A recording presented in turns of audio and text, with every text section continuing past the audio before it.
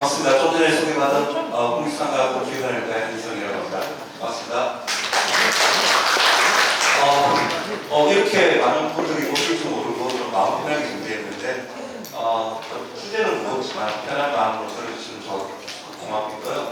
오늘 어민 현장에 초청해 주신 우리 부회장님과 대의원님 특히 감사드리고 많은 통영시 의원님들 또 수협에 있는 많은 큰 분들을 만나게 해서 되게 반갑습니다. 제가 오늘 이야기할 내용은 기후변화에 따라서 우리 바다 또 전 세계 바다가 어떻게 변화하고 앞으로 변할 것인가 라는 쪽의 이야기를 드리고 싶습니다. 그래서 앞에는 전 지구가 어떻게 변하고 있고 그리고 지금 우리나라가 어떻게 변하고 있고 또 그런 것들을 위해서 어떤 것들을 해야 되는 것인지에 대해서 제가 좀 말씀드리겠습니다. 이 슬라이드는 제가 저녁에 만들었는데요. 지금 우리나라 바다에 수산재가 어떤 것들이 지금 나타나고 있는가를 나타내고 있습니다. 제일 왼쪽에 보이시는 게 고소나 관련 보이고요. 그 다음에 위에가 백다리, 맹수대, 저쪽 정도 보였습니다. 지금 우리나라 바다에 2.5 바다에 5가지 지리가 지금 나타나고 있습니다. 고소 너무 잘 아시고 백다리는 올해 수거하는 백파리에 대한 관측과 통계를 매긴 이래 가장 고밀도로 발생을 하고 있습니다. 아직까지 경남까지 적조가 넘어오진 않았지만 지금 전남에서 적조가 시작이 됐고요. 동해안을 따라서는 냉수대가 계속 발생을 하고 있습니다. 또 제주도 남쪽에서는 충북 양천항에서 유입되는 다양의 저분수가 영향을 주고 있는 그런 정말 좁은 바다에 정말 많은 재해를 발생을 하고 있고 이 많은 재해들이 직접적 혹은 간접적으로 다 기후변화와의 연관이 있다라고 말씀을 드릴 수 있을 것 같습니다. 많은 기후변화와 관련한 정보들을 보시면 인간이 배출한 온실가스 때문에 지구가 이렇게 뜨거워져라는 이야기를 많이 하고 있습니다. 우리가 각 수십만 년 정도 오랫동안에 전 지구의 이산화탄소 농도의 변화를 보면 감비기와 빙하기를 거쳐오면서 이산화탄소 농도는 같은 주기로 이렇게 변화를 해오고 있습니다. 하지만 전 지구 이산화탄소 농도가 수십만 년 동안에 300ppm을 넘은 적이 없었는데 산업혁명 이후에 급격히 상승하고 있는 이산화탄소 농도는 420ppm까지 벌써 올라가고 있고요. 그 농도는 매년 기록을 갱신하고 있습니다. 그만큼 온난화가 가속화되고 있다고 말씀을 드릴 수 있을 것 같고요. 올해가 굉장히 기후변화가 중요하다는 이야기들을 많이 합니다. 이상기후가 심해서 중요하냐, 그것도 물론 중요한 부분이지만 올해 이제 연말에 미국 대선이 있습니다. 8년 전에 트럼프 대통령이 당선되고 와서 가장 먼저 했던 것들이 파리 기후변화 협약을 탈퇴하는 일이었고 바이든이 그 4년 외되면서 다시 했던 일이 가장 먼저 했던 일이 파리 기후변화 협약에 다시 활용하는 일이었습니다. 최근에 굉장히 온실가스 이 감소에 대한 노력들이 굉장히 많이 무르익는 가운데서 또다시 미국에서는 결과들이 기후변화, 특히 탄소 중립과 관련한 다양한 부분에서의 전 지구적 합의를 다시 한번 건들 수 있는 굉장히 중요한 한 해가 올해가 될 것이다 라는 이야기들을 굉장히 많이 하고 있습니다. 최근에 이제 가장 문제되고 있는 것들이 그리고 온난화가 가장 심화되고 있는 것들은 주로 이제 극지방의 이야기인데 1970년대부터 우리 극지방에 대해서는 이공위성을 통해서 얼음이 얼마나 줄어들고 있는가를 관측을 할 수가 있습니다. 그래서 쭉 보면 얼음은 지금 계속 극지방에서 감소를 하고 있는데 이렇게 감소하는 추세를 보면 2040년에서 2050년이 되면 북극의 여름은 아이스프리한 계절, 그러니까 얼음이 없어지는 계절이 도래한다. 불과 저희들이 15년, 20년 만에도 북극 항로 개발을 위해 많은 노력을 해왔는데 굳이 항로를 개발하지 않아도 북극은 이제 뚫린 바다가 될 수 있다라는 이야기를 굉장히 많이 하고요. 이 오른쪽 위에 있는 그림을 보시면 1980년대하고 지금하고의 얼음의 나이를 나타내는 그림입니다. 빨간색으로 표시된 것이 단연색으로, 파란색으로 표시된 것이 단연색으로 됩니다.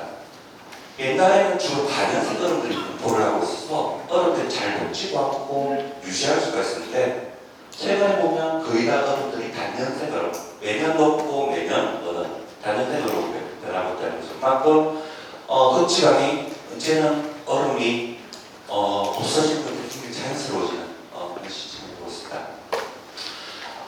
유엔과 세계기상기구에서는 IPCC라는 그 기후변화에 대한 표준치를 만들어서 매 5년에서 8년 주기로 이제 과학기후 보고서를 만들고 있습니다. 그 보고서에서 하늘에서 드러난 보고서에서 온실가스를 가장 많이 배출할 시나리오로 봤을 때는 대개 전체 평균 표준수온이 2100년에 대개 한 4도 정도, 3.5대 4도 정도 올 거로 이야기를 하고 있고, 온실가스 감축 정책이 굉장히 드라마틱하게 이루어진다면 2050년대부터 전체 평균 표준수온은 크게 변하지 않고 어느 정도 수준을 유지할 것이다 라고 이야기를 하고 있습니다. 하지만 이제 지금 이제 그 해양 온난화를 이야기할 때 표준수온을 이야기하는 게 아니라 표준에서부터 전천까지의 모든 일량을 다 해양의 일 용량이 된다는 가지고 이야기를 하게 되는데요. 이 경우에는 모든 시나리오, 그러니까 온실가스 많이 배출하는 적게 배출한다는 적어도 이번 세기만 혹은 앞으로 수백 년 정도는 해양 온난화가 계속 진행이 될 것이다 라고 이야기를 하고 있습니다. 그래서 탄소 배출, 이산화탄소와 관계없이 해양이 가지고 있는 특수성 때문에 해양 온난화는 앞으로 계속 가속화될 것이고 거기에 어떻게 적응하고 살 것인가 훨씬 더 중요한 이슈로 대두될 것이다 라고 이야기를 하고 있습니다. 작년 저희 바다 굉장히 더웠었는데 작년에 전 지구 평균 바닷속도 역사상 가장 높은 수온을 기록했습니다. 작년에 이제 그 평균 수온에 비해서 약 0.5도 정도 높은 수온이었는데 거의 이때까지는 생각지도 못할 정도로 가장 높은 수온을 보여줬을 거예요. 지금 현재 전 지구 바다의 수온이 평년에 비해서 얼마나 높은가를 보여주는 게 이제 맹점거리입니다. 지금 현재 전 지구에서 가장 뜨거운 바다 세 군데를 골라라고 하면 우리나라가 포함된 동아시아 부근, 그리고 대서양 부근, 그리고 지중해와 호티가 포함되어 있는 유럽 남부지방, 이 세 군데가 가장 뜨거운 바다, 평균에 비해서 가장 뜨거운 바다를 유지하고 있다. 이 부분을 조금 확대해서 우리나라 쪽을 더 확대해서 보면 대개 지금 현재 우리나라 바다 수온이 평년에 비해서 2에서 3도 정도가 높은 수준을 보여주고 있다. 동해남부하고 지금 평년 일부 해역만 그나마 조금 시원한 바다를 유지하고 있고요. 나머지 우리나라 바다는 굉장히 뿔뿔 끓는 수준까지 와 있다라고 이야기를 드릴 수 있습니다. 바다는 계속 뜨겁게 가열이 되고 있고요. 기후변화를 나타내는 다양한 지표들 중에 아까 말씀드린 이산탄소 농도와 더불어 해양이 가지고 있는 세 가지 요소, 해양 온난화, 해양 산성화, 그리고 해수면 상승, 이 세 가지 요소는 끊임없이 매년 그 기록들을 갱신을 반복하고 있다라고 말씀을 드릴 수 있습니다. 최근에 이제 그 하나에서 강국 화폐로 이런 것들을 많이 씁니다. 지구가 배출하기에 90%를 수사하는 바다, 점점점 이런 이 광고들이 나오고 있는데요. 이제까지 그렇게 왔습니다. 지구가 과거에 배출하는 열의 90%는 바다 배출하고 또 육지에서 바다 배출하는 이산화탄소의 25에서 30%를 바다 배출하면서 기후를 잘 조절해주는 역할을 해왔다. 그런데 그런 역할들의 힘이 점점 줄어들고 어느 순간에는 이 힘들이 어느 정도에는 균형이 흐트러지는 순간 굉장히 가속화된 지구온난화가 이루어질 것이다 라는 이야기들을 많이 하고 있습니다. 일단 우리 바다 이야기를 나눴던데요. 우리 바다는 굉장히 수온이 빠르게 상승하고 있습니다. 저희 국립수산과학원에서는 한 거의 60년 정도 비슷한 내역에서 이렇게 조사를 수행을 하고 있고요. 그 수행한 숫자를 보면 대개 한 60년 사이에 1.5도 정도 우리 바다가 오르고 있습니다. 그 수준은 대개 전지구 평균에 비해서 2배 정도 받은 수준이다라고 말씀을 드릴 수가 있고요. 왜 우리나라 바다 수온이 다른 데보다 더 높냐라는 답은 구체적으로 이야기하기 되게 어려운 부분이 있지만 한 몇 가지 정도 보면 우리나라의 여름과 겨울철을 대표하는 북태평양 고기압이라든지 시베리아 고기압 같은 기후변화에 따른 장기적인 기상의 변화들이 가장 큰 요소로 작용을 하고 있고, 또 우리나라 바다는 따뜻한 대륙과 저위도에서 우리나라 바다로 계속 열을 수송하는 역할을 하고 있습니다. 그 수송하는 역할은 점점 강해지고 있다. 그리고 남해도 그렇고 서해도 그렇고 동해도 그렇고 지형적으로 막혀 있거나 굉장히 좁고 얕은 출구로만 이루어져 있는 폐쇄적인 해역이다 보니까 기후변화에 굉장히 민감도가 높은 해역이다라고 이야기를 드리고 싶어요. 그래서 이런 이유들 때문에 우리나라 바다가 다른 해역보다 수온이 빨리 올라간다라고 이야기를 드릴 수 있고요. 왼쪽에 나타낸 그 작년 1년 평년에 대해서 수온이 얼마나 높은가를 보여주고 있는 그림입니다. 이게 동해 같은 경우에는 평년을 10도 가까이 높았었고, 다른 해역들은 되게 1도에서 1.5도 정도 높은 수준. 그러니까 저희들이 인공위성으로 수온을 관측한 25년 동안 봤을 때는 가장 높은 수온을 작년에 보여줬었다라고 이야기를 드릴 수 있고요. 오른쪽에 나타낸 그림은 동해에서 동원선이 점점 북쪽 지방으로 올라가고 있는데 그 올라가는 속도가 얼마나 빨라졌는지를 확인해 보니까 과거 10년에 비해서 2020년대니까 또 올라가는 속도가 2배 정도 빨라지더라라는 것을 확인해 봅니다. 그래서 단순히 동원선이 올라간다는 것은 단순히 수온이 바뀐다는 것을 의미하는 것이 아니라 거기에 살고 있는 생물들이라든지 다양한 물질들도 따라서 변화를 하고 있다는 것을 의미하고 있다라고 말씀을 드릴 수 있을 것 같습니다. 이거는 이번 올해 1, 2, 3, 4, 5, 6월달 각 월의 평균 수온이 평년에 비해서 얼마나 높고 낮은가를 나타내고 있는 그림인데요. 올해 1월부터 6월까지 보면 우리나라 바다는 평년보다 시원했던 적이 한 번도 없었습니다. 계속 뜨거운 바다가 유지가 되고 있고요. 올해만 그랬냐는 게 아니라 2022년 하반기 때까지 우리나라 바다는 계속 평년보다 뜨거운 바다가 계속 유지가 되고 있습니다. 거의 1년 10개월, 거의 2년에 가까운 시간 동안 계속 우리나라는 평년보다 뜨거운 바다가 유지가 되고 있다라고 말씀을 드릴 수 있고요. 올해 상반기도 보니까 1월에서 6월까지 평균 수온을 보니까 과거 기록했던 수온과 저치를 훨씬 뛰어넘는 가장 높은 수온치를 보이고 있더라. 선박 조사를 통해서도 그렇고 인공위성 조사를 통해서도 그렇더라. 올해 바다, 아까 제가 작년 바다가 우리 이때까지 관측 기록을 깼다라고 이야기했는데 올해 수온도 거의 비슷한 수준으로 깰 가능성이 굉장히 높다라고 말씀을 드릴 수 있을 것 같습니다. 이건 작년 이야기인데요. 작년에 6월, 7월, 8월, 9월 달에 평균에 비한 수온이 얼마나 높고 낮은가를 나타내고 있습니다. 작년 평균의 특징이 뭐냐면 6월 달까지 굉장히 벌벌 떨다가 장마산설 때문에 조금 소강 상태에 보이고 그 이후 8, 9월달에 들어서 급격하게 수온이 올라갔고 특히 9월달 같은 경우에는 과거에 경험하지 못할 정도로 수온이 많이 올랐습니다. 그래서 좀 대사적으로 이제 8월 말 9월 초에 기준들을 몰렸던 경향들이 있고요. 대표적으로 수산업이 진행하고 있는 완도와 통영 같은 경우에 작년도 수온을 보면 되게 7말 8월 초까지 크게 차이가 없다가 8월 중순 이후부터 서서히 급격하게 평년에 대비해서 올라갔고 그 수온들이 과거에는 8월 말쯤부터 급격하게 떨어졌었는데 그렇게 떨어지지 않고 9월 말까지 지속되면서 대사를 일으키는 양상을 보여주더라.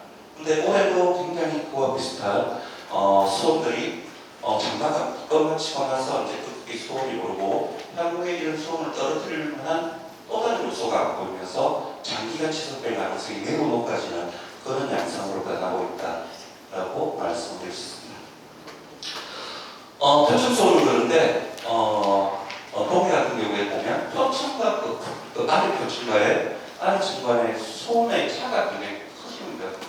양상들이 보여지더라라고 저희 관측자를 통해서 알 수가 있습니다. 그래서 표층과 그 아래 층간의 수온차가 점점 벌어지면서 표층으로부터 유입돼서 저층으로 내려갈 수 있는 다양한 요소들의 공급이 제한이 되고 또 저층에서 표층으로 올라가야 될 다양한 물질들의 공급들도 제한을 받고 있다는 것을 알 수가 있고요. 실제로 바다에 생물들이 살 수 있는 가장 기본적인 것은 영양분의 농도를 살펴보니까 지속적으로 동서남해를 구분하지 않고 계속 줄어들고 있더라.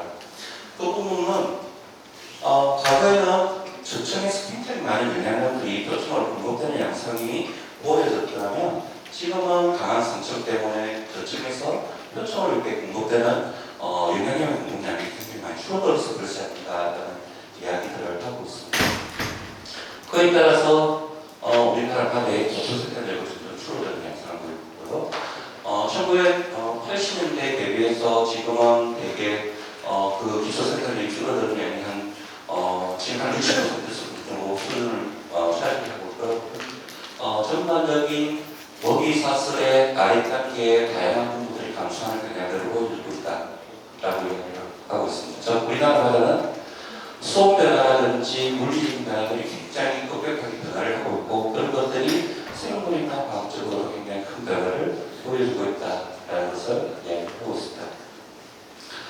IPCC라는 기구는 전 지구의 해양 온난화 기후 변화가 심화되면 해양 생태계는 크게 세 가지의 변화를 보일 것이다 라고 전망을 하고 있습니다. 하나는 해양 생물의 크기가 줄어들 것이다. 극지방의 일부를 제외하고는 대부분 해역의 해양 생물들의 크기는 줄어들 것이다 라고 이야기를 하고 있고요. 하나는 서식지는 점점 극지방으로 양극지방으로 이동할 것이다.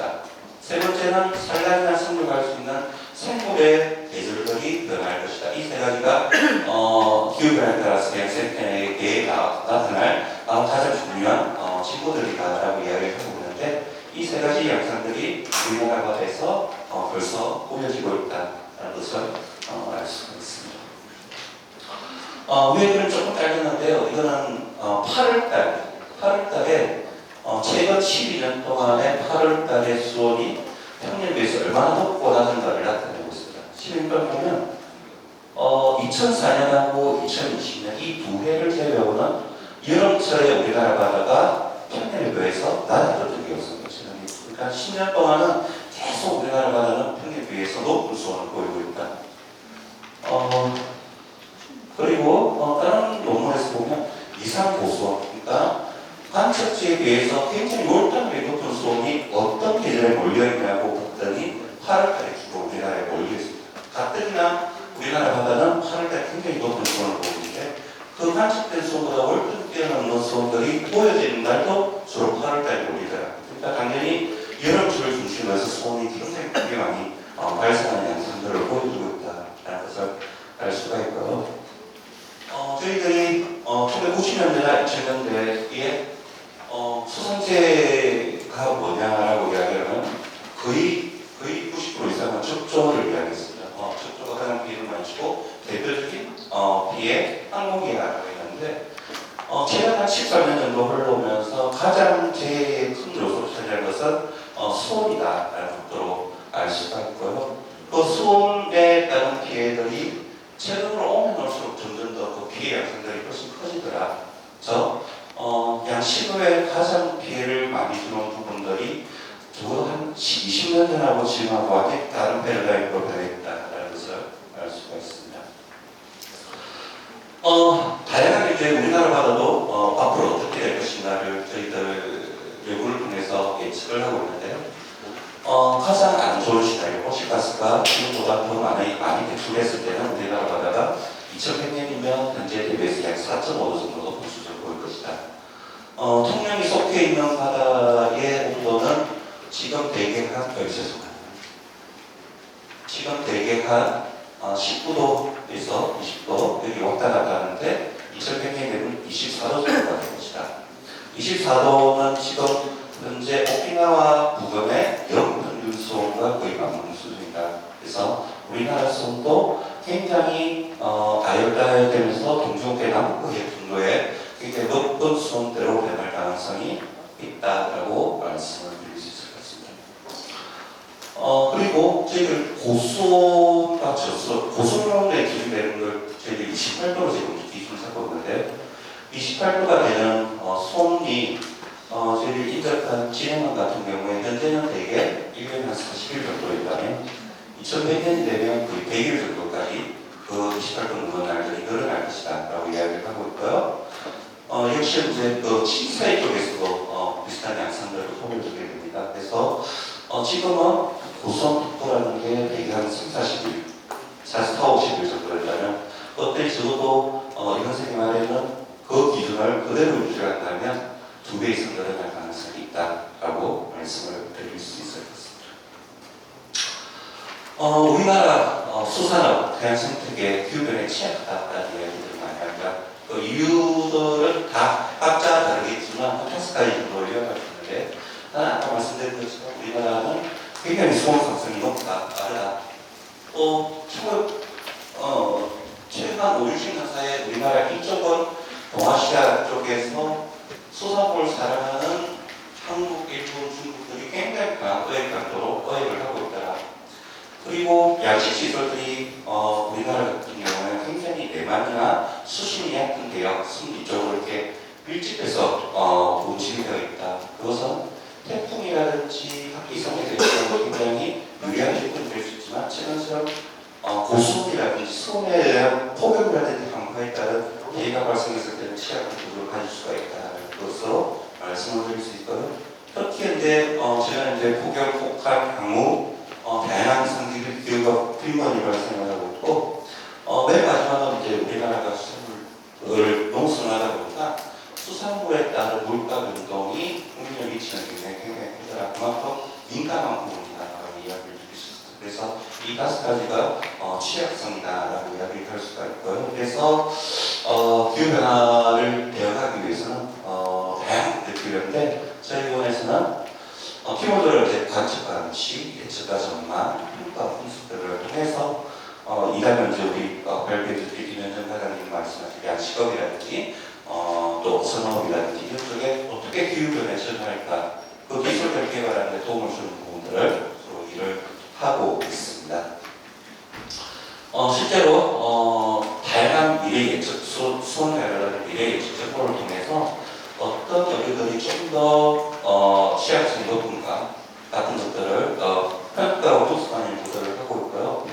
그런 부분들은 좀 더 조밀하고 좋은 자료들을 확보되면 그런 것들이 더 많이 상세하게 정확하게 이야기할 수 있다라고 말씀을 드릴 수 있을 것 같고요.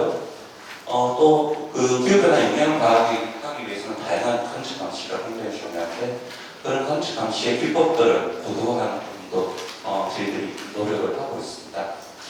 최근 이제 인공지능을 이용한 해양예측공원의 정보를 보도하는 부분도 하고 있고요.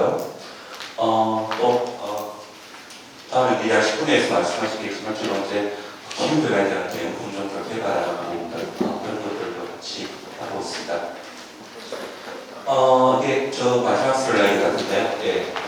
저는 그 기후변화를 이야기하면서 주로 발표의 마지막으로 사용하는 게 이제 미국 노아에서 사용하고 있는 모식표입니다. 기후변화를 어떻게 잘 관리를 할 것인가 라는 것들을 정부나 지자체나 다 같이 고민을 해야 되는데, 기본적으로 변화가 어떻게 이루어지고 있는가를 정확하게 디텍트를 해야 된다. 그리고 그게 왜 일어나는가를 이해를 해야 되고, 그렇다면 그것들을 어떻게 우선순위를 매겨가지고 대응을 할 것인가 라는 부분도 굉장히 중요하다. 그리고 당연히 평가하고 예측하는 부분이 중요하고, 마지막으로는 이 소통이라는 부분이 굉장히 중요하더라. 아무리 정책을 잘하고 마린딩을 잘하고 혹은 그것들이 잘하더라도 업 현장, 또 산업 현장에서 충분히 이루어지지 않으면 다양한 기술과 정책들이 이 무의가 되는 경우들이 많다라는 생각이 들고요. 그래서 끊임없이 업 현장과의 소통, 산업 현장과의 소통을 통해서 만들어지는 정책과 기술들이 정확하게 또 유효적절하게 활용될 수 있는 것들이 기후변화 대응에 굉장히 중요한 부분이더라 라고 말씀을 드리고, 예, 저 이야기 몇 가지 줄이도록 하겠습니다. 그럼 먼저 수산업 현황에 대해서 살펴보도록 하겠습니다. 우리나라의 수산물 생산량은 전 세계에서 12위에 해당하는 생산량을 보이고 있습니다.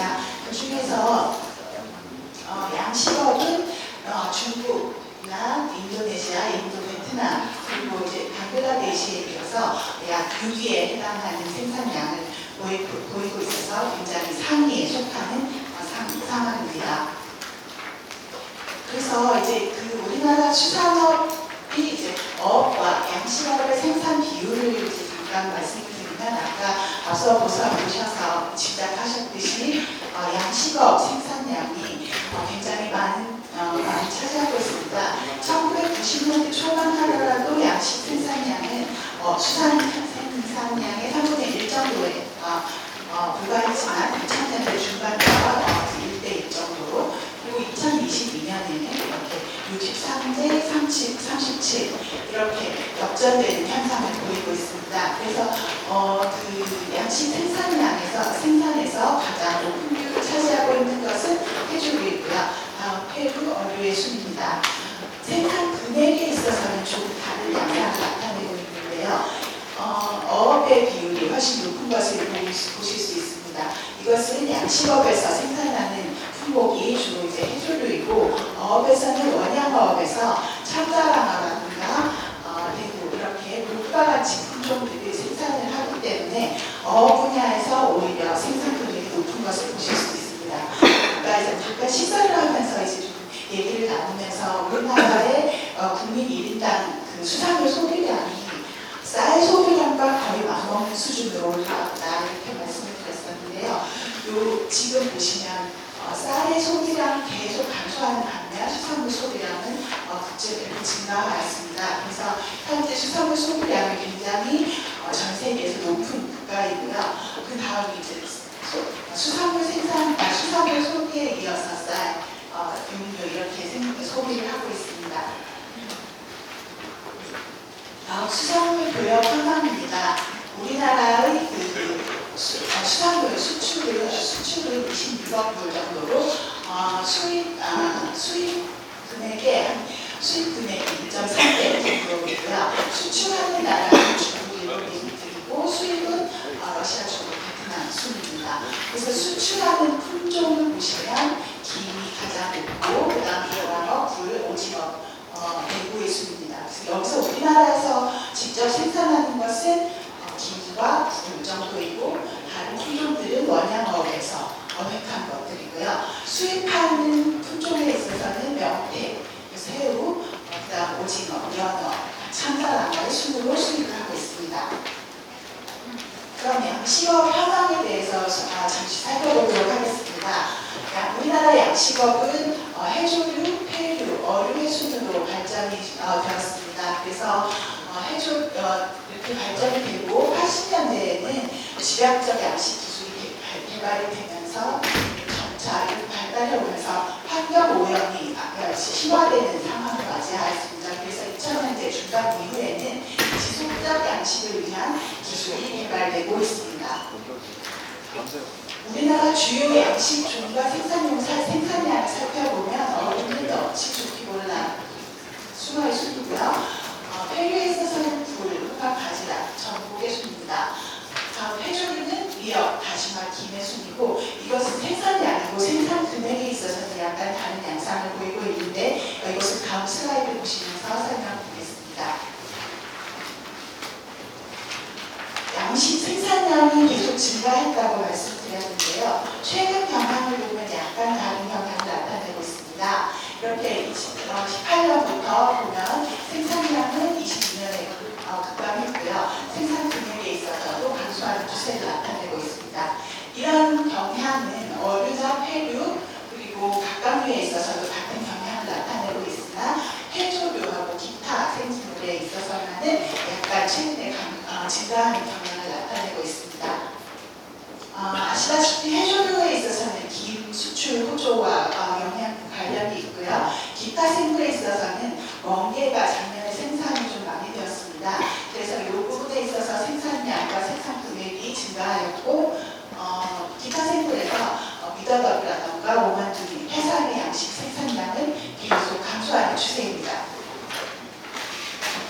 다음 최근 생산 변동과 문제점을 김을 중심으로 해서 살펴보겠습니다. 김이 우리나라에서 지금 현재 굉장히 수출 호조를 보이고 있는 것을 여러분 다 아실 것입니다. 그래서 김은 세계 시장의 70%를 지금 우리나라에서 점유하고 있고요. 114개국으로 수출되고 있습니다. 수출액은 7억 9천만 원.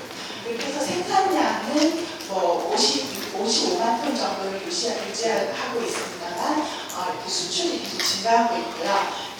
그래서 김 양식장 면허와 면적을 살펴보면 사실 한동안 계속 감소하는 추세를 보이다가 가격 상승에 따라서 양식 어가와 면적도 증가하는 추세를 보이고 있고 각 지자체에서도 외해 양식을 지금 검토하고 있는 상황입니다. 그런데 이제 이 김에 있어서는 품질 유지가 관건인데요. 영양형 부족에 의해서 아까 그 한성과정 발표하실 때 말씀해 주셨는데 영양형 부족 현상이 심화되다 보니 황색화 현상 이렇게 이런 현상이 종종 발생을 하고 수온 상승으로 인해서 양식 기간이 단축되고 적지가 축소되는 이런 문제점들을 겪고 있습니다.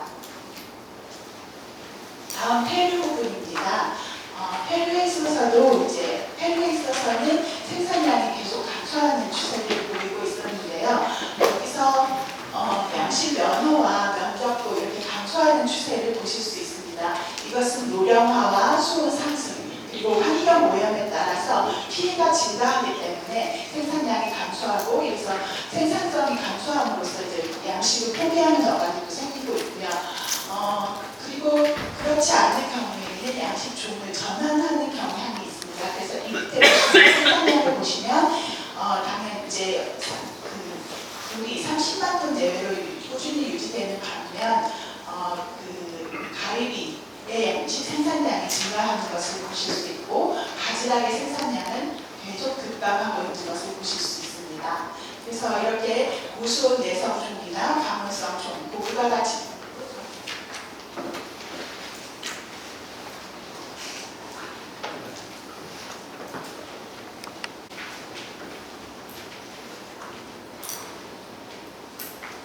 고부가 가치 종으로 전환되어 가고 있습니다. 그래서 이제 전복 같은 경우에 생산 단가가 높기 때문에 생산량은 적지만 생산 금액에 있어서는 1위를 차지하고 있지만 최근에 생산이 과다하게 되면서 생산 금액도 좀 감소하는 그런 경향을 보이고 있고 회사 증가라던가 이런 어려운 점을 겪고 있습니다.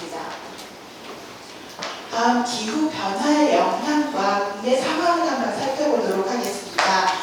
기후 변화의 영향은 앞서 이제 한은성 과장님이 잘 설명해 주셨는데요.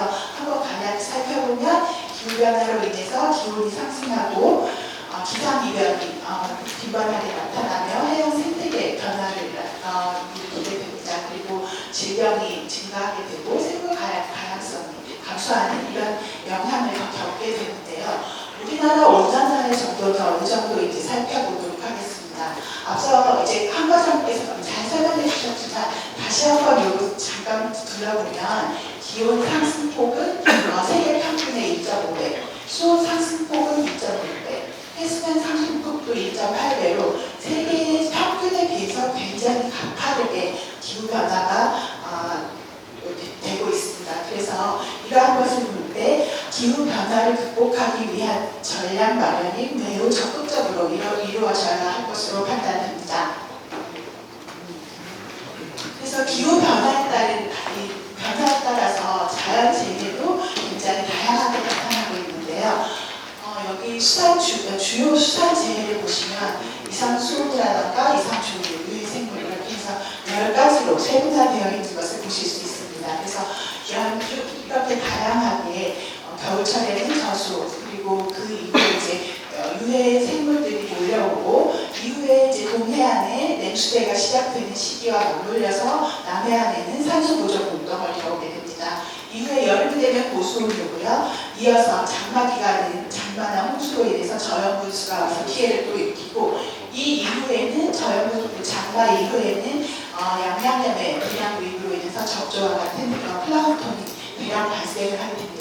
그럼 대량 발생 이후에 영양염이 소진되면서 또 황백화 현상이 이어서 일어나게 되고 이어서 이제 수인성 바이러스라든가 폐도 이런 것들이 연중 이렇게 자연재해를 일으키고 있습니다. 그래서 우리나라 수산업에 대응 강한 마련은 매우 절실한 상황입니다.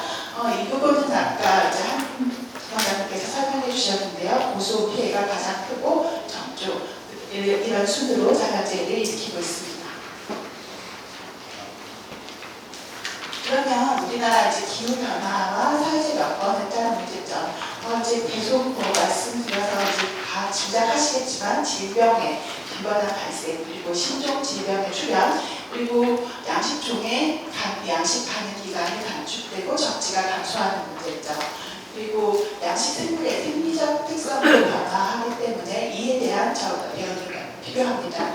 그리고 양식 시설 피해의 반복적 발생, 그리고 양식 사료 원료 가격도 상승하기 때문에 생산성을 저해시키는 요인으로 작용하고 있습니다. 또한 사회적으로는 연안 환경이 오염되고 인구 감소와 고령화, 그리고 어촌 지역 소멸 이런 것들에 의해서 숙련된 전문가가 부족한 실정입니다.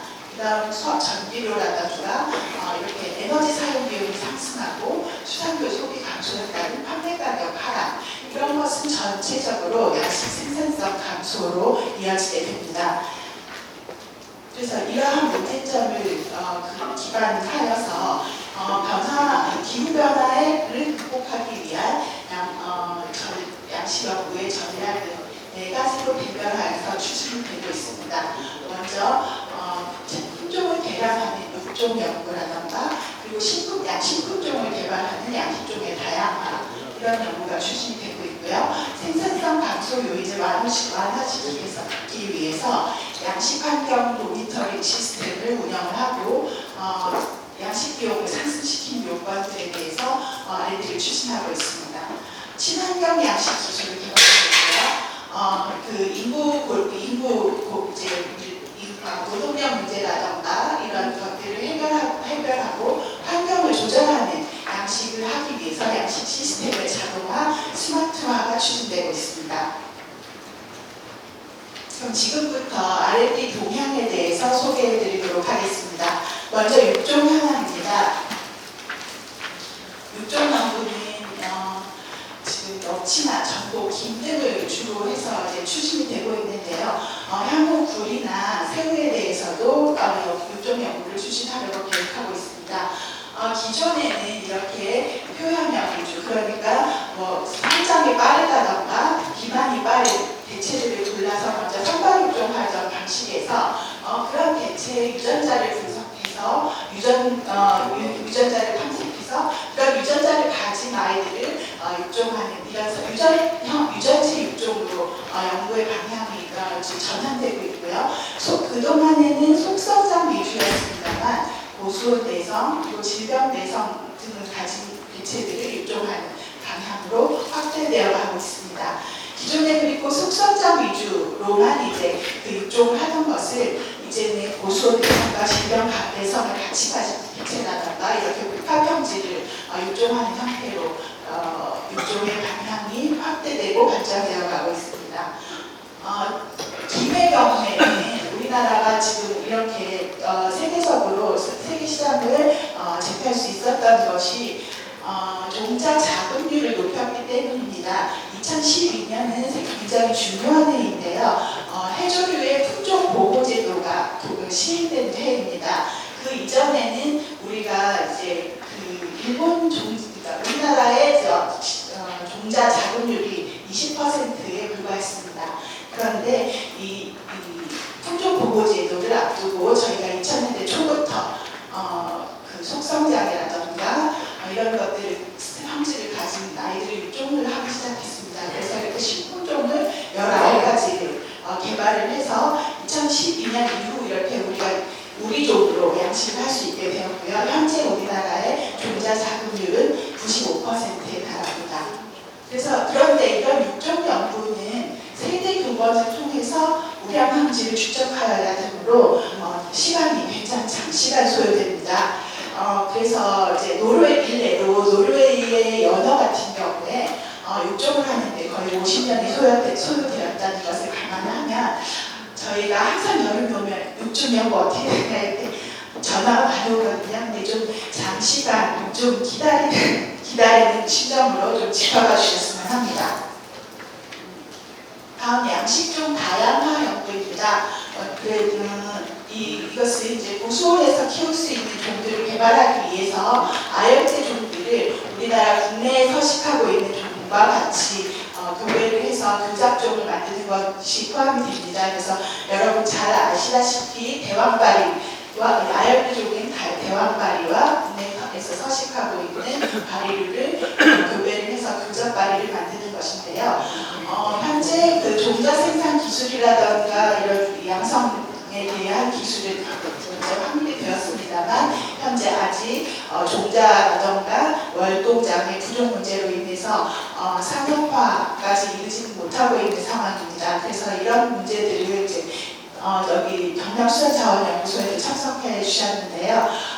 지자체와 협력해서 이런 문제점들을 해결하기 위해서 대왕바리 어미도 이제 수입을 해서 정자를 언제든지 상시 이용할 수 있는 연구를 추진해 나가고자 합니다. 다음 벤자리는 이제 우리나라 양식종의 야생종을 양식 식품종으로 개발하기 위한 사례인데요. 수산과학원에서 우리나라 서식종을 계속 사육을 하면서 기초 생리 생태를 파악을 하고 분석을 하는 실험을 합니다. 그렇게 하면서 산란까지 성공하고 수정란 넣는 것을 해서 여기 이제 그 경남수산자원연구소의 수정란을 보면 그 이후에 양식 기술을 경남수산자원연구소에서 개발하게 이렇게 협력 체제를 갖추고 연구를 추진을 하고 있습니다. 그래서 이런 그 양식종을 다양화하기 위한 연구는 육종에 비해서 상대적으로 빠른 산업화가 가능합니다. 그래서 민간 연이 협력해서 빠른 연구를 추진할 수 있도록 그렇게 앞으로도 계속 노력하도록 하겠습니다. 다음 고부가가 식품종 개발입니다. 참가나무가 이제 그 수출 품종이나 수입 품종에 이제 5위권 안에 다 들어있다는 것을 보셨는데요. 우리나라에서도 종자 생산이라던가 배합사료 그리고 이런 그 다음에 어미를 키워서 산란을 시키는 기술까지는 확보를 했습니다만 이런 것들이 재현성을 확립하는 데 좀 어려움을 갖고 있습니다. 그래서 이런 부분에 있어서 앞으로 자치어를 대량 생산한다던가 중간 육성한다던가 이런 기술을 하기 위해서 수정란을 좀 이식해 와서 수입 실험을 계속 하려고 하고 있고요.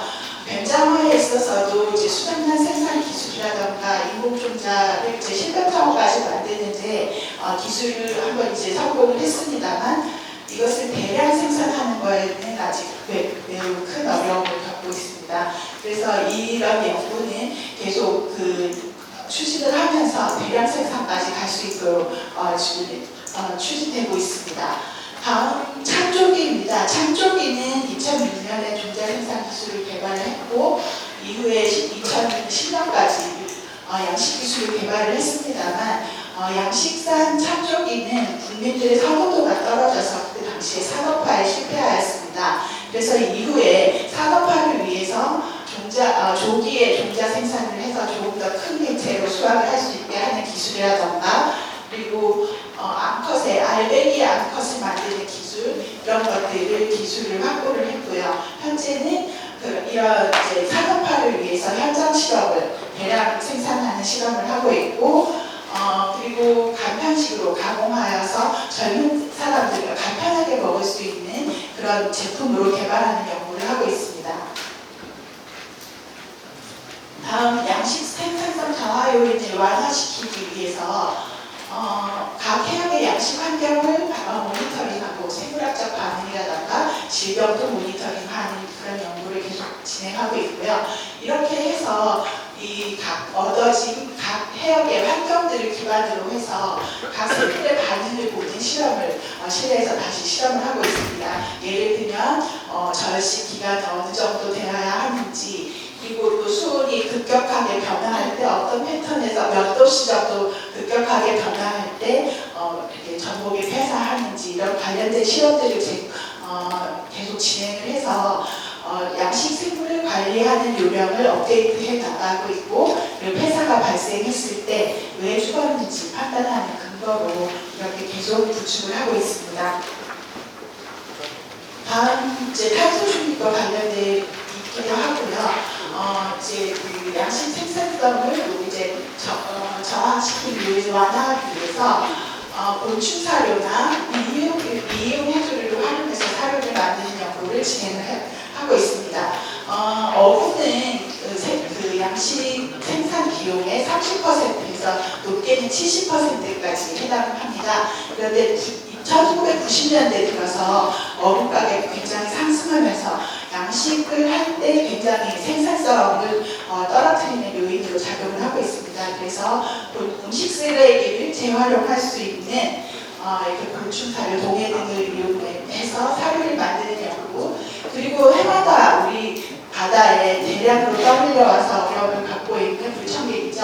갱생이 모자반이라던가 미역의 경우에는 다 이용하지 않고 버려지는 미역귀라던가 이런 부분을 활용을 해서 전복 사료로 만드는 연구를 진행을 하고 있습니다.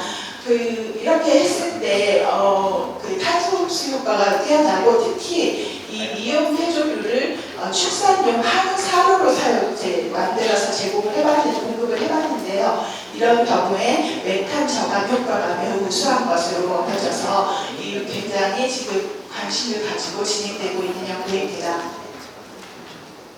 다음 또 생산성을 저하시키는 요인 중에 하나가 질병입니다. 질병으로 인해서 폐사가 일어나면 생산성이 당연히 떨어지겠죠. 그래서 질병 발생 시에 빠르게 진단하고 처방할 수 있는 그런 기술을 만들어서 질병의 확산을 방지하고자 합니다. 그래서 이런 구축된 데이터를 과학원 홈페이지에 스마트 피쉬 닥터라는 플랫폼을 구축을 해서 신속하게 진단할 수 있는 데이터를 제공을 하고 있고 계속 빅데이터를 쌓아가고 있습니다. 이 밖에 백신 내 예방을 위해서 넙치, 조피볼라, 참돔 등의 백신을 개발을 하고 그 효과를 검증하기 위한 실험이 계속 진행되고 있습니다. 다음 이제 산성화에 대한 영향인데요. 여기 신동 박사님 오늘 같이 참석해 주셨는데 어패류나 각각류에 미치는 영향을 분석하고 해역별 산성화 정도를 모니터링하는 그런 실험을 진행하고 있습니다.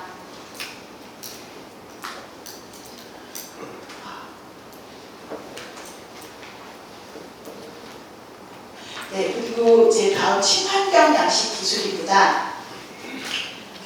김의 경우에 아까 양식 기간이 축소되고 단축되고 그 양식 덕지도 축소되고 있다고 했는데요. 김에 대한 관심이 높다 보니 이제 산업계, 이제 풀무원에 해당하는데요. 여기와 같이 협력해서 육상양식 기술을 개발하는 연구를 사전 연구를 진행을 했습니다. 그래서 과학원에서는 배양액이라든가 품종을 개발하는 연구를 하고 풀무원에서는 이런 바이오리액터를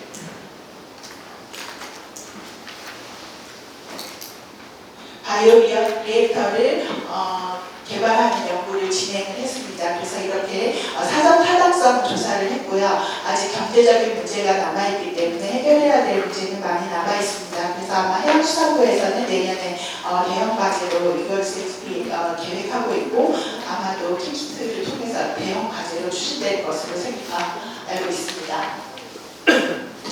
다음 순환여과 양식입니다. 순환여과 양식은 사용했던 사육수를 여과라던가 사육장치, 산소 용해기 등을 통해서 처리 과정을 거쳐서 재사용하는 방법입니다. 이렇게 보시다시피 여기에 이런 처리 시설을 두고 여기 계속 물을 순환하는 방법인데요. 이런 방법은 효율적인 물 사용을 가능하게 하고 질병이나 오염원을 관리할 수 있다는 장점이 지닙니다. 그리고 연중 생산이 가능하다는 장점이 있고요. 그렇지만 높은 초기 투자와 운영 관리 비용이 들어간다는 문제점이 있고 기술적으로 복잡하기 때문에 운영하는 전문가가 필요합니다. 그래서 이러한 부분에 있어서 과학원에서는 여태까지 요소 기술을 개발을 해왔었고요.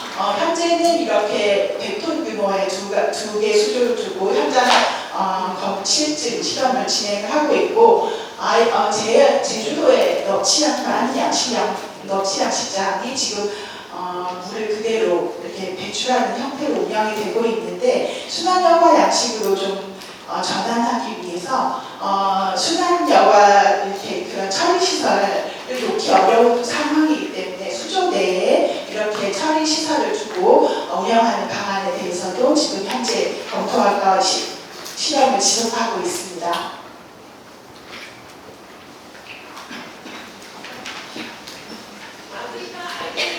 네, 잠깐 동영상 보시겠습니다.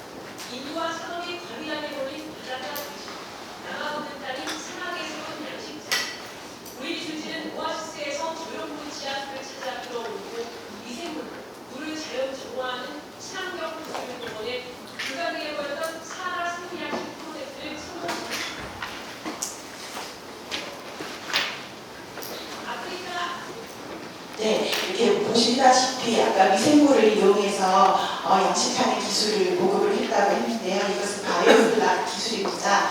양식 생물의 배설물이나 찌꺼기, 사료 찌꺼기를 미생물을 이용해서 재이용 가능한 형태로 분해해서 양식하는 기술입니다. 그래서 이것을 이렇게 한번 그 바이오플락이 조성이 되면 이것을 깨지지 않게 하기 위해서 사육수를 거의 배출하지 않고 사용을 하게 됩니다. 그래서 사육수를 배출하지 않고 하기 때문에 온도도 일정하게 유지할 수 있어서 에너지 사용 비용을 절감할 수 있고 지금 현재 담수종과 새우 양식이 상용화되어 있습니다. 특히 새우의 경우 한 100개소, 100여 개소에서 현재 우리나라에서 양식을 하고 있고요. 이런 물을 배출하는 경우 이런 그 많은 영양소를 이용해서 아쿠아포닉스라고 하죠. 채소를 키우는 수경재배에도 사용할 수 있습니다. 이거는 이제 담수에서 향어와 메기 양식을 바이오플락 양식장에서 하는 사례입니다. 굉장히 고밀도로 양식되고 있는 것을 보실 수 있습니다.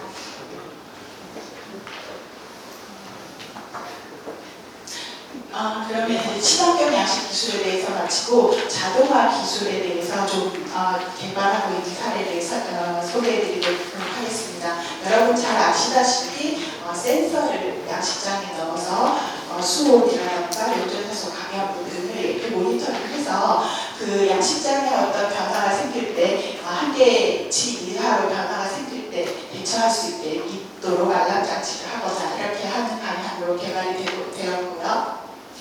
다음 적정한 먹이 공급을 하기 위한 기술로 이게 이제 우리 어분 탐식이랑 같은 원리입니다. 먹이를 이 빨간색이 물고기가 있는 걸 장소를 나타내는데요. 먹이를 주기 전에는 바닥에 물고기들이 모여 있습니다. 그러다가 먹이를 주면 먹이를 먹기 위해서 상층으로 이동을 하게 되고요. 이제 배가 부르면 밑으로 내려갑니다. 그럼 이것을 보고 먹이 공급을 멈추는 이런 먹이 공급 기술을 자동화 장치로 이제 개발을 했고요. 다음 측정하는 장치도 개발이 되었습니다. 그래서 물고기를 육상까지 끌어올리지 않고 이렇게 측정할 수 있게 되었고요. 그리고 수중 드론을 이용해서 양식장을 점검하는 기술입니다. 수중 드론을 이용해서 이렇게 물고기가 사체가 있거나 아니면 그물이 막힌 곳은 없는지 이렇게 관찰할 수 있습니다. 이러한 요소 기술들을 적용해서 이렇게 스마트 양식장 테스트베드를 운영을 하는데요. 지금 현재 첨단양식센터 진해에 있는 첨단양식센터의 육상 스마트 양식장은 테스트베드를 구축하였습니다. 그래서 이렇게 자동화 장치를 여러분들 이렇게 여러 개를 설치를 하고 원격으로 제어를 해서 이제 스마트 양식을 할 수 있도록 그렇게 진행하고 있습니다. 그래서 개선 발전을 계속 찾고 있고 보완해 나가고 있습니다. 그래서 스마트 양식으로 이제 전환해 나가기 위해서는 자동화가 먼저 선행이 되어야 되고 다음 원격 제어를 통해서 이렇게 다 조절할 수 있어야 되는데요. 우리나라에서는 현재 여러분들 그 보도 매체에서 많이 보셨을 텐데 스마트 양식 클러스터가 조성이 되고 있습니다. 제주에는 너치 스마트 양식 클러스터, 전남에는 새우, 그리고 부산, 강릉, 포항에는 연어 양식을 위한 스마트 양식 클러스터가 조성되고 있습니다. 이를 통해서 스마트 양식 클러스터가 스마트 양식이 우리에게 아직까지 그렇게 잘 상용화되지는 않았지만 이를 기반으로 해서 우리나라의 스마트 양식으로 전환해 나가는 계기가 좀 마련되기를 바랍니다. 이상 이제 연구 동향에 대해서 소개를 마치고요. 마지막으로 창생혁명으로 이제 저 기후변화하고 관련하는 제 질문들은 답변을 제가 하고 양식과 관련한 부분을 양식 과정에서 하시는 게 좋을 것 같습니다. 저쪽이 훨씬 더 민감한 것 같아서 앞에 하고요. 예.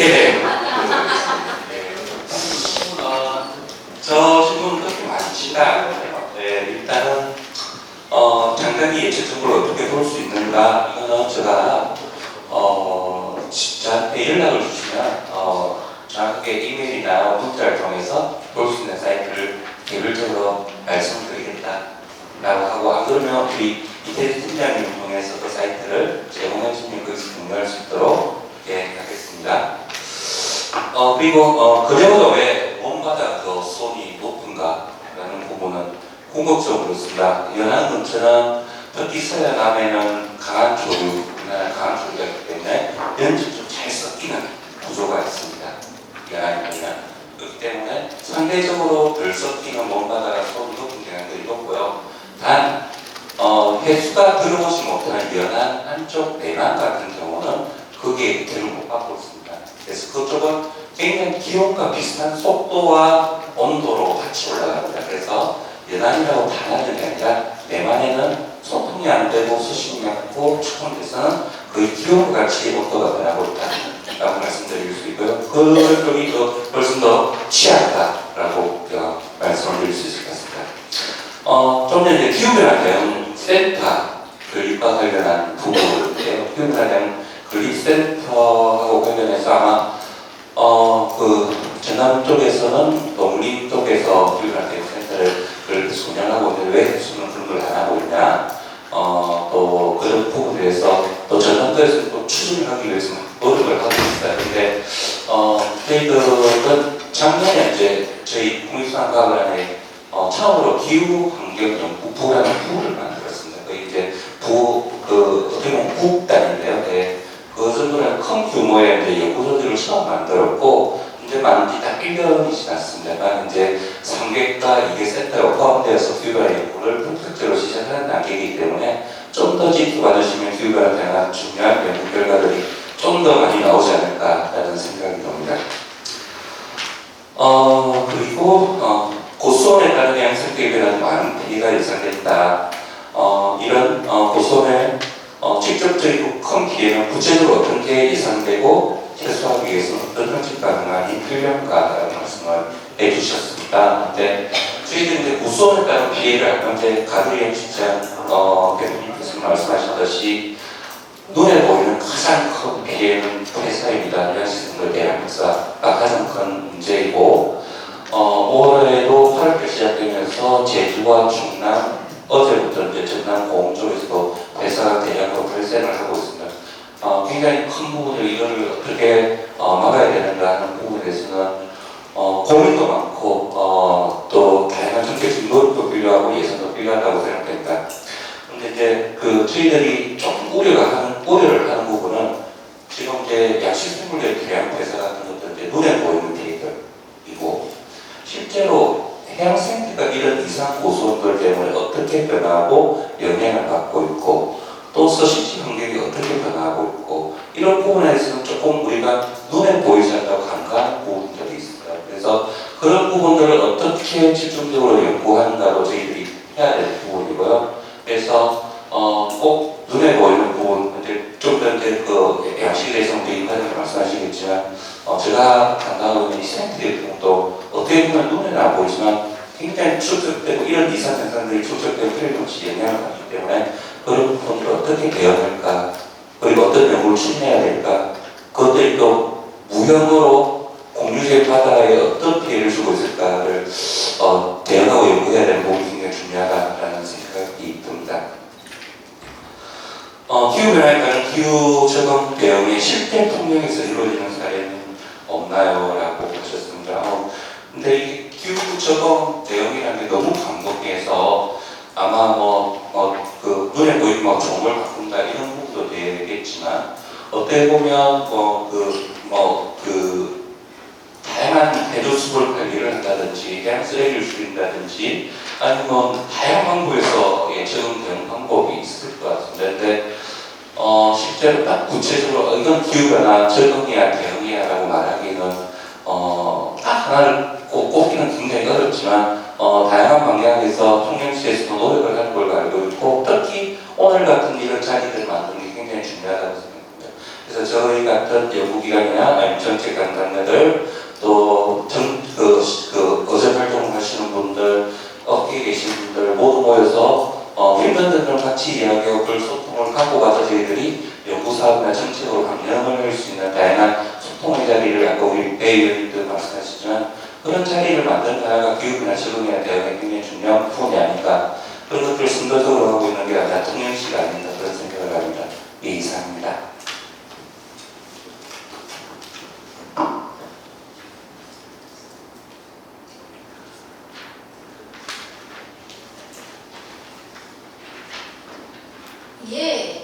내용에서 마무리 멘트 너무 마음에 듭니다. 큰 박수 부탁드리겠습니다. 이어서 양식 관련해서 좀 질의 답변 부탁드리겠습니다. 네, 양진혁과 임현정입니다. 일단 저 관심을 많이 가지고 들어주셔서 감사하고 사실 미진한 부분이 많이 있습니다. 그래서 아까 먼저 질문해 주셨던 부분 많은 부분이 겹치는 생각을 가지신 분들이 많으신 것 같아요. 그래서 이제 조피볼락 문제인데요. 그 서해안에서도 이미 조피볼락이 이제 많이 폐사가 있었고 그런데 작년에도 굉장히 어려움을 겪으신 것으로 알고 있습니다. 그런데 이제 조피볼락 육종해달라는 건의사항들이 여러 번 있었고요. 그래서 조피볼락 육종하기 위한 연구는 시작되었습니다. 근데 이제 발표에 그 내용을 포함시키지 않은 이유는 아주 초기 상태이기 때문에 조피볼락은 다 아시다시피 다른 어류와 달리 난태생입니다. 그러니까 그 새끼를 안에서 이렇게 해가 또 그냥 수정될 때 새끼가 낳잖아요. 그래서 이게 다른 어류와 같이 이제 육종 프로그램을 진행하는데 어려움이 있습니다. 왜냐하면 누가 아빠고 누가 아빠인지를 확인하는 게 어려울 거예요. 그래서 그런 부분에 친자 확인이 어려운 부분이 있기 때문에 이거를 이제 기술을 개발하는데 먼저 시간이 좀 오래 걸렸습니다. 그래서 이제 친자 확인하는 기술까지는 이제 개발을 해놓은 상태이고, 그래서 이제 그 육종 연구를 이제 시작하는 단계인데, 앞서 이제 그 발표에서 말씀드렸다시피 육종 연구가 사실 굉장히 시간이 많이 걸리는 연구입니다. 유전자 다양성은 좋은지 이런 문제를 거쳐야 할 단계들이 많기 때문에 이게 사실 저도 이렇게 현장에 나와서 이렇게 발표를 하거나 이렇게 하면은 연구 현황을 소개를 드리면 진행이 너무 늦다고 말씀을 많이 해주시고 그렇게 이제 하시는데 사실 저희도 굉장히 안타깝습니다. 안타까운데 이게 물리적으로 저희가 시간을 앞당길 수 있는 거면 정말 좋겠는데 그렇게 할 수 있는 상황이 아니기 때문에 조금 마음의 여유를 가지고 좀 기다려 주셨으면 좋겠다는 거고, 그러면은 이제 그럼 우리는 손 놓고 그냥 피해만 입고 있으란 말이냐 이렇게 또 말씀을 하실 것 같은데요. 그래서 저희도 계속 고민해서 그러면 대체 어종을 좀 찾아봐야 되지 않겠느냐 해서 대체 어종을 찾고 있는 상태이고, 그래서 아까 이제 해상 가두리 양식용으로 이런저런 대체 어종들을 이렇게 제시하고 있는 거고, 그리고 아까 이제 교잡바리가 성장이 너무 느려서 안 된다 이렇게 말씀을 하셔서 그런 부분도 사실 교잡바리는 월동 장소가 굉장히 희소합니다. 그래서 그런 부분을 좀 저희가 또 극복하기 위해서 여름철 적정한 수온에서 빨리 자랄 수 있도록 사료를 개발한다던가 좀 빨리 키울 수 있는 방안에 대해서 연구를 하고 있고요. 대체 어종을 찾기 위한 연구를 계속 하고 있으니까 이 부분에 대해서 좀 더 여유를 가지고 죄송합니다만 좀 그렇게 좀 기다려 주셨으면 합니다. 그리고 같은 분이 쓰신 건지는 모르겠는데 그 어류 육종 연구에 있어서 우럭이 가장 필요하다 이렇게 얘기를 해주신 것을 요거로 답을 좀 하고요. 그리고 제가 이거 잘 모르겠는데 중층 침선을 어류 가드리에서 이거 혹시 쓰신 분 좀 설명해 주시면 좋겠어요. 네. 마지막에 답변해 주십시오. 저 양식 팀장님한테 질문을 합니다. 뭐냐면 저희가 이번에 해수부에서 고수원 대책이라는 중층 침설식이라는 가두리 시범 사업을 작년에 하나 받았습니다. 시범 단계로.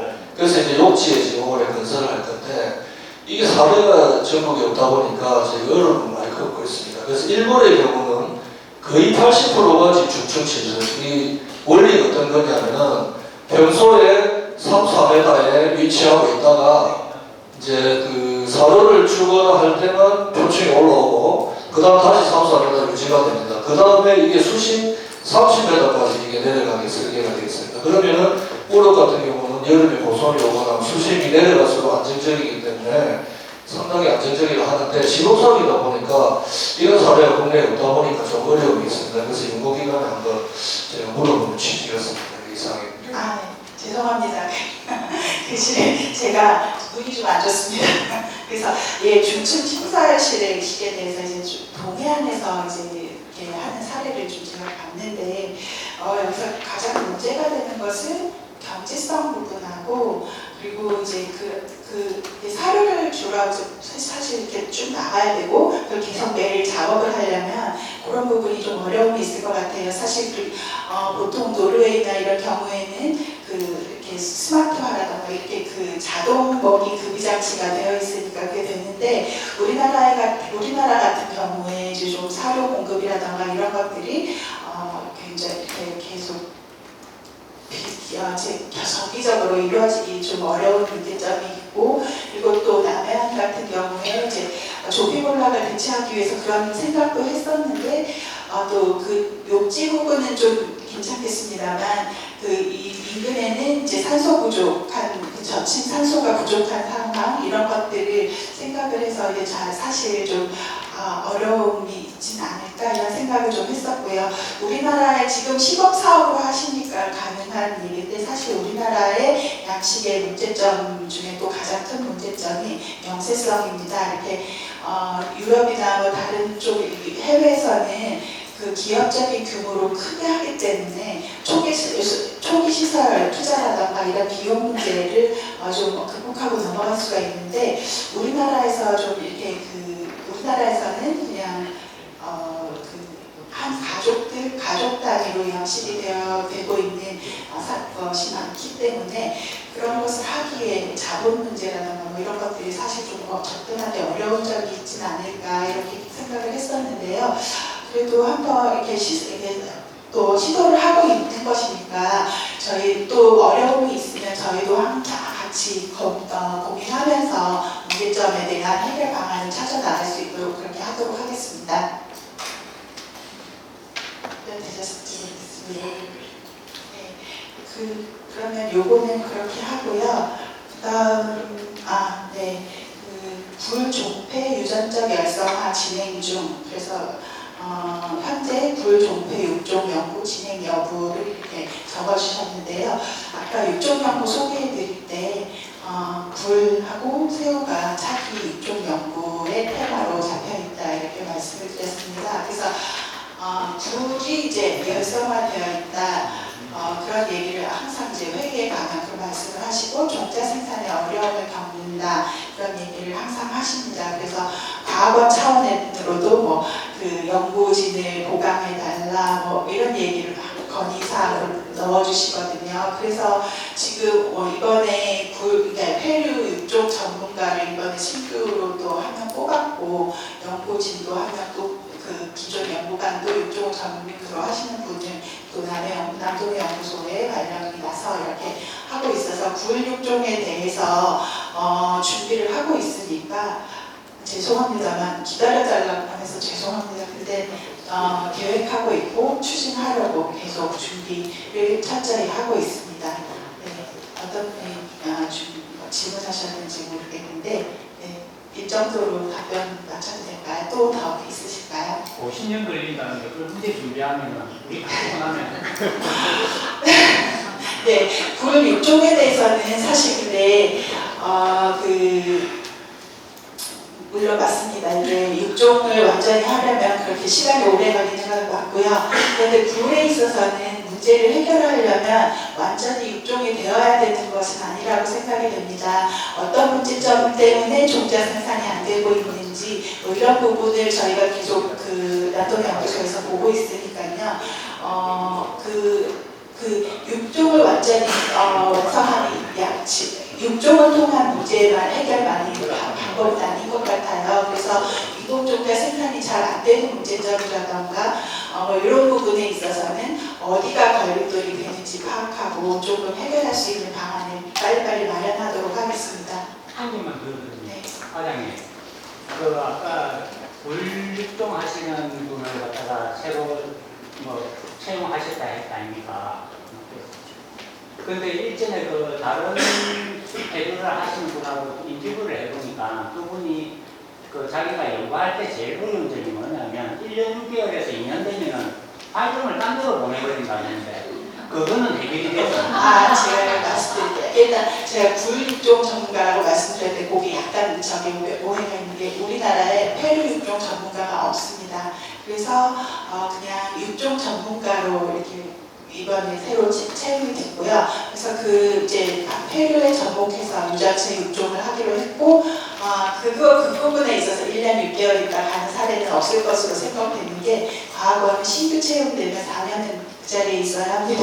아니 그 사면이 50년 걸려가지고 네, 그런데 이제 그런 육종 분야에 있어서는 뭐 지금 어류육종센터도 그렇고 육종 분야를 하는데 뭐 전혀 모르는 사람이 이렇게 발령이 오거나 그렇지는 않아요. 지금 남동해 연구소의 같은 경우는 뭐 육종을 여태까지 하는 게 아니라 페루 연구였기 때문에 페루 전문가로 이렇게 계속 바뀌었을 거예요. 그래서 그 부분에 있어서는 아마도 걱정을 좀 덜 하셔도 되지 않을까 싶습니다.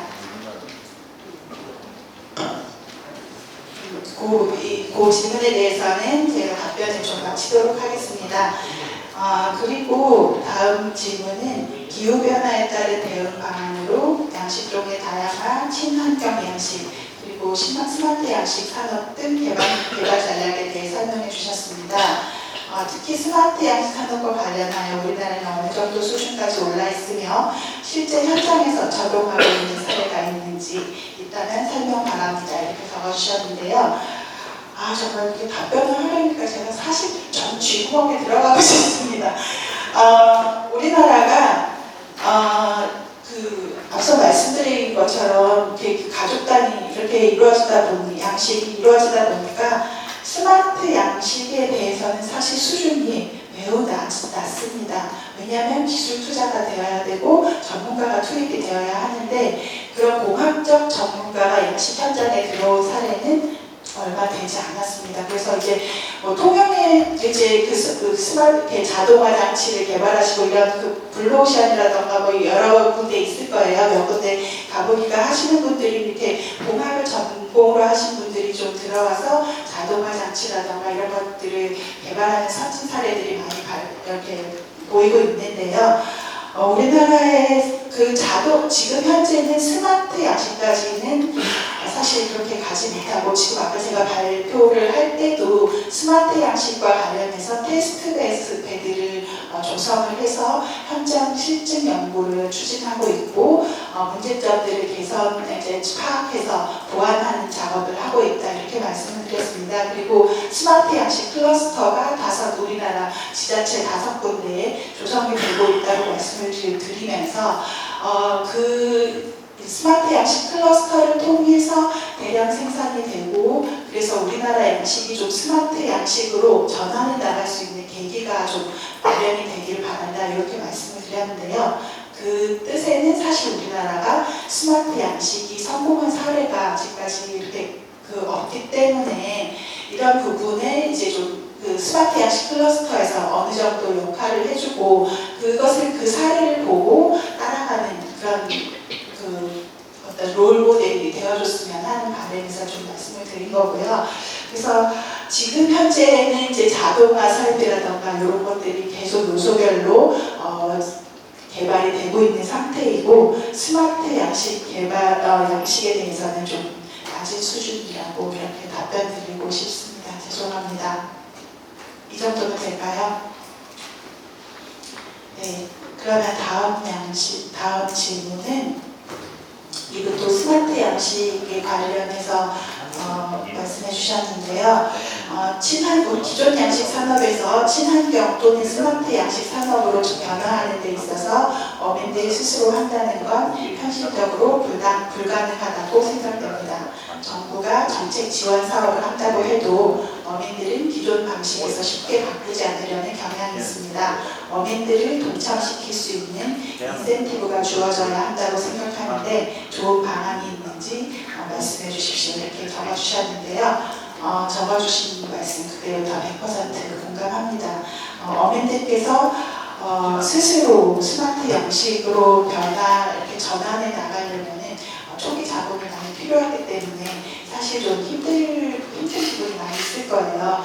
그런데 그런데 이제 정부가 정책 지원 사업을 한다고 해도 이제 뭐 바꾸지 않으려는 경향이 있다고 하지만 이게 저는 성공 사례를 보면서 좀 더 이게 개발이 되어야 된다고 생각이 됩니다. 그래서 스마트 양식 사업에 뭐 정부가 정책 지원 사업을 그냥 개인에게 이렇게 하려고 하는 사례는 좀 적지 않을까 이런 생각이 되고, 친환경 양식에 있어서는 지금 지원 사업이 진행되고 있습니다. 그래서 아까 바이오플랍 같은 경우에 상용화가 많이 되었다고 말씀드렸는데요. 그래서 요 바이오플랍 양식에 대해서는 지자체와 국가가 3-3-4의 비율로 이렇게 해서 친환경 사업으로 이렇게 지원을 하고 있고 이렇게 이루어지고 있습니다. 그래서 어떤 부분으로 바꿔 나가시는가가 이제 관건이기도 하고,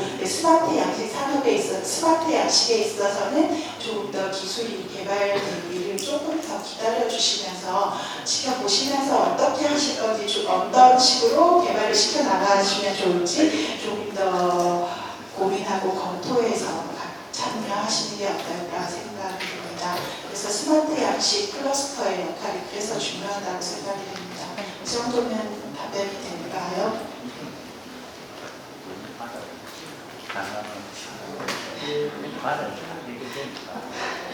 네.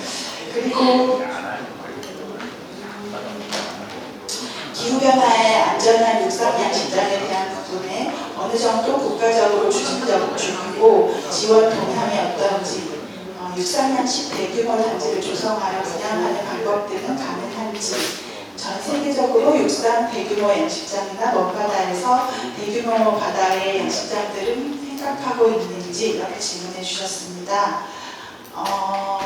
이게 육상 양식장을 생각하면 이제 뭐 바이오플랍이나 아니면 순환여과 양식 시스템을 생각할 수 있을 것 같습니다. 그래서 순환여과 양식 시스템에 있어서는 지금 굉장히 활발하게 시도하고 계신 분들이 많이 있습니다. 그리고 성공 사례도 좀 많이 나오고 있고요.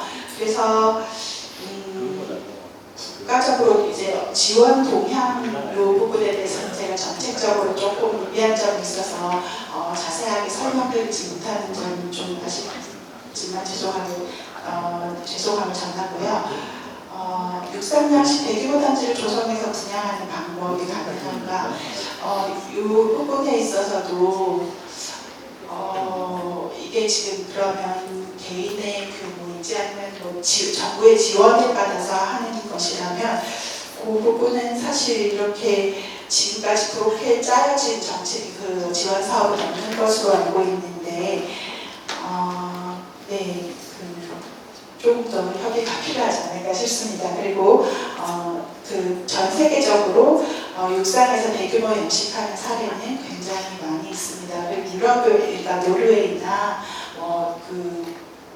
덴마크 그리고 일본에서도 지금 연어 양식을 위해서 노르웨이 기술을 들여와서 굉장히 대규모의 육상 양식장을 지금 건립 중이고요.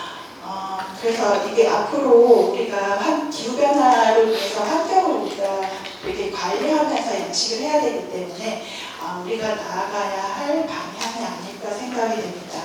그리고 먼바다에서 대규모 바다 양식장 요거 적어주셨는데요. 아까 이제 외해 양식 잠깐 말씀드렸습니다. 그래서 접지가 축소되고 있다 이렇게 말씀을 드렸는데, 그래서 그 부분에 대해서 외해 양식장을 개발하기 위해서 각 지자체들이 지금 시범사업이나 뭐 이런 것들을 계획하고 있는 것으로 알고 있고, 본부에서도 긴 양식장을 외해로 나가서 이렇게 양식하는 방안에 대해서 검토를 하고 추진할 계획에 있는 것으로 알고 있습니다. 이 정도면 답변이 될까요?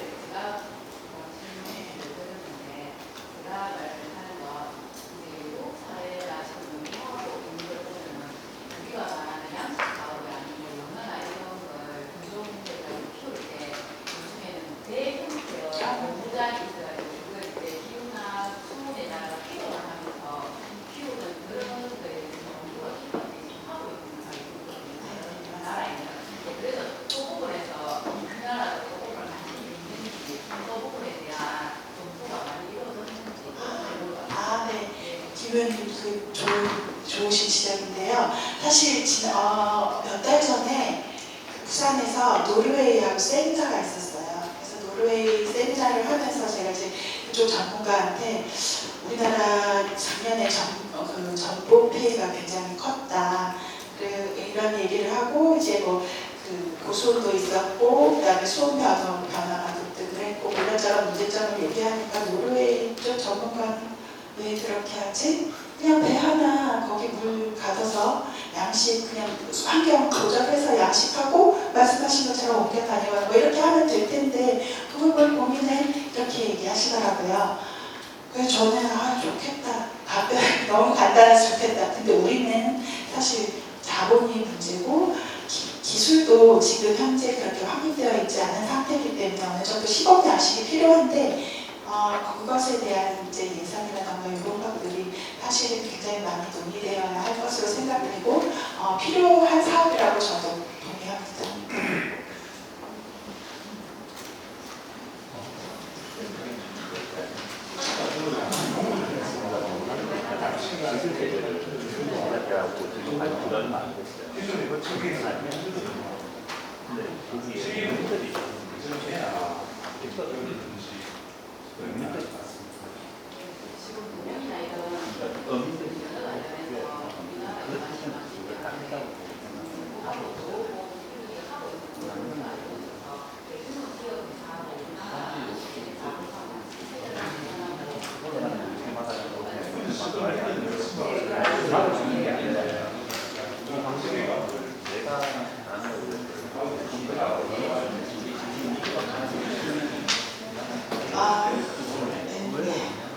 답변에 대한 질문 대답만 말씀드릴까요? 네. 통영에서 이루어지고 있는 양식업에 대한 설명이 있으면 좋았겠습니다.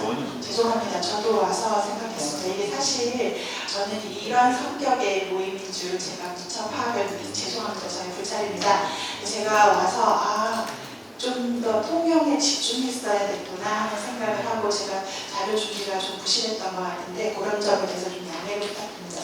저는 사실 의원님들의 연구단체에다 그냥 발표하는 줄 알았어요. 그래서 그냥 광범위하게 제너럴한 발표 자료를 준비를 했는데 다음부터 이런 자리가 있을 때 잘 준비해서 오도록 하겠습니다. 그리고 정책의 일관성을 유지했으면 합니다. 이 부분은 정책 부서에 전달하겠습니다.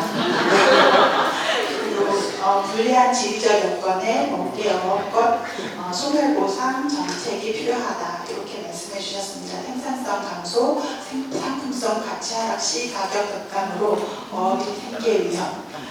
네. 이 부분도 사실 멍게 양식하시는 분들이 굉장히 많이 어려움을 갖고 계신 걸 알고 있습니다. 해마다 이렇게 수온도 높아지고 양식 적지가 축소되고 그리고 또 뭐 멍게 물렁증이라던가 또 껍질이 단어가 생각이 안 나는데 아무튼 계속 다른 문제점들이 나타나고 있어서 지난번에 사실 조합장님들 회의를 할 때 조합장님께서 또 뭐 노로바이러스 와 관련해서도 또 얘기를 하시고 많은 얘기를 주셨어요. 그래서 멍게 양식하시는 분들이 많은 어려움을 갖고 계시는 걸 알고 있는데 그 부분에 있어서는 조금 더 검토를 좀 해서 저희가 같이 해나갈 수 있는 부분을 좀 생각을 해보도록 하겠고요.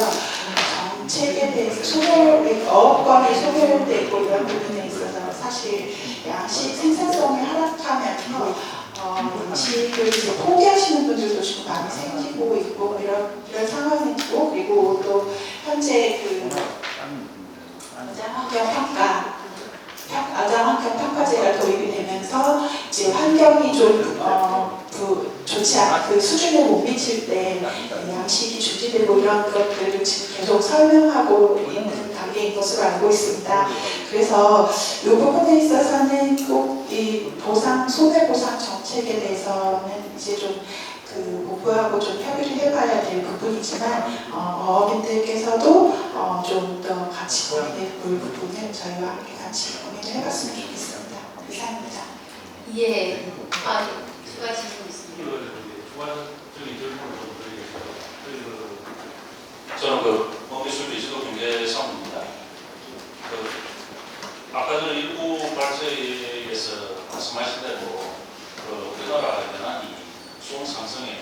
지하가다라고 말씀을 하시던데 저희가 먼기가 뭐 잘 아시다시피 26도 이상 그 수온이 상승이 되면 성장은 멈추게 되고 그 이상 수온에서는 배상의 변화가 나기 시작합니다. 그러므로 인해서 우리 어디에서는 정말 수온 상승이 굉장히 그 지하가다고 아닙니다. 그래서 직업이 좀 육종 만약에 육종 기술이 된다고 그러면은 우리 문제 업계를 최우선적으로 해서 그런 중동계들이 좀 필요하지 않을까 그렇게 싶습니다. 그 지난번 조합장 회의 때 조합장님이 그 육종 전문 번개도 육종 전문가 뽑아주라 그리고 또 전문가 또 고충해주라 약간 얘기 세게 하셨어요 저희 원장님한테. 그래서 계속 저희가 생각하고 있습니다. 근데 이제 단지 전문가 뽑기가 사실 요즘에 수산 분야, 수산 양식 분야 대학도 잘 없습니다. 그래서 전문가도 사실 찾기 힘듭니다. 그런 문제점이 있어서 이게 저희가 그냥 좀 빨리빨리 해결해주지 않는 것에 대해서 굉장히 죄송함을 느낍니다만 또 같이 이제 해주시고 저희도 굉장히 안타까움을 느끼고 고민하고 있다는 걸 말씀드리고 그리고 현장에서 좀 더 자세하고 상세하게 설명을 해주시고 또 그 같이 의견을 주셔야 저희도 좀 더 개선 방안을 좋게 만들어 나갈 수 있을 것 같습니다. 감사합니다. 이제 시간 관계에서